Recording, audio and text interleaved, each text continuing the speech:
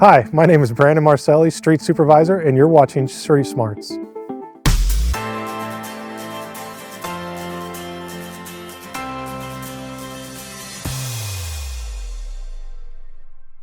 We are on Webster Street, which is Collector Street, where 16% of traffic occurs. We are preparing the street for surface treatment. Our prep work consists of trench paving the wheel ruts, spot repairing base failures by replacing the sub-base with rock and a top lift of asphalt. Lastly, we will crack seal all existing cracks and new paving joints. Once complete, the road is prepared and ready to be treated and restriped. Multiple sources of funding are used for the road maintenance program. Funding sources are determined by the size and scope of the project.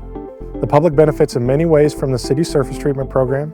For example, it is cheaper than a full reconstruction, which is rebuilding a road from the ground up. Surface treatment keeps the existing roads in good condition and extends the lifespan of the road for several years and maybe more, depending on traffic volume.